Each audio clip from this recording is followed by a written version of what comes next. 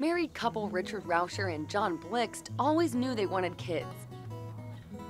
And when they went on an Our Family cruise in 2004, they figured out how to make their dream a reality. On the cruise, we took a bunch of seminars about adopting, but we also took some on surrogacy, which we really didn't know anything about. And that's when we learned the most about it and how accessible it was. And I would literally stop people on the ship and ask them how they had their children.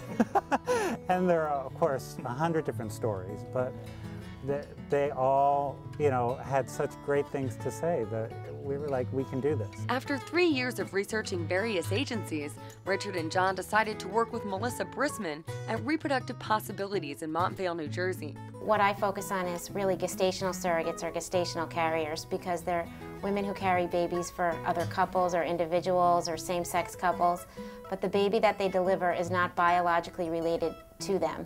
So it's going to be the egg of either the intended mother or an anonymous ovum donor or even a known ovum donor, and the sperm of the intended father or a sperm donor. Melissa and her husband have 3 children from 2 gestational carriers. My boys are going to be 12 in March, and my daughter is going to be 6 in January, or 7 actually, in January. So it was a long time ago when I started it, but it sort of got me into this field because I was one of the first cases on the Northeast of a person that used a carrier, and there really were no resources.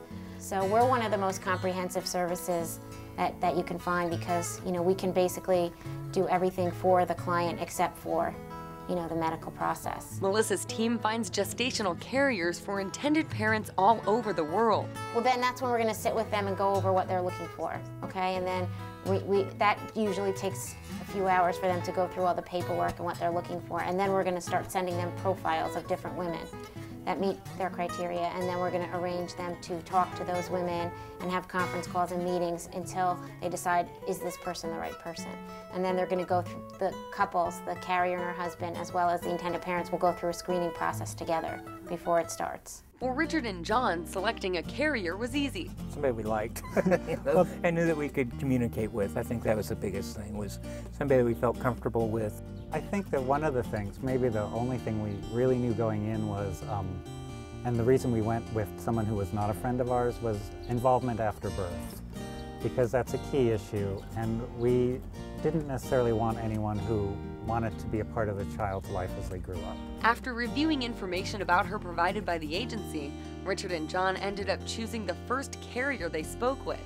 We, at the end of it, we loved the surrogate, and so we talked to Sally Ann, our coordinator, and we said, is it weird? Should we take the first one? We felt like we should shop around, Melissa and her team go over legal and financial considerations with intended parents and help couples like Richard and John select a fertility clinic to find an egg donor. You do the same thing like for a carrier, but it's anonymous, so you never know a name or anything, but still you see a dossier on them, family medical history and all that, and you go through them and you get one at a time. The process can be very costly, and it doesn't always work the first time. I think the one thing that surprised us was time frame.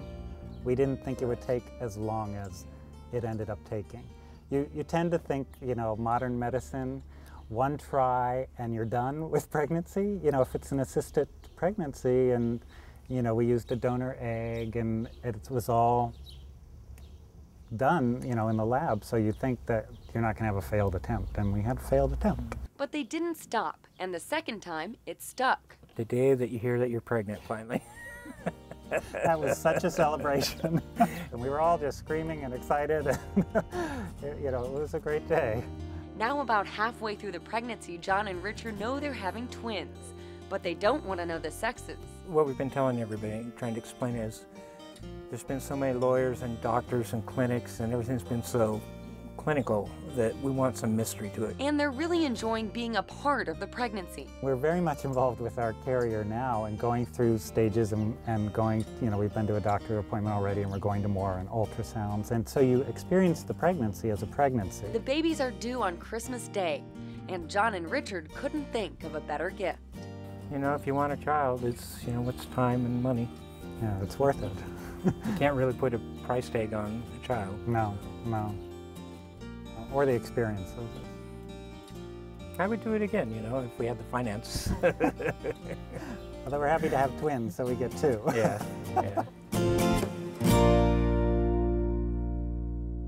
If you'd like to find out more about surrogacy or becoming a surrogate, log on to the Reproductive Possibilities website at www.reproductivepossibilities.com.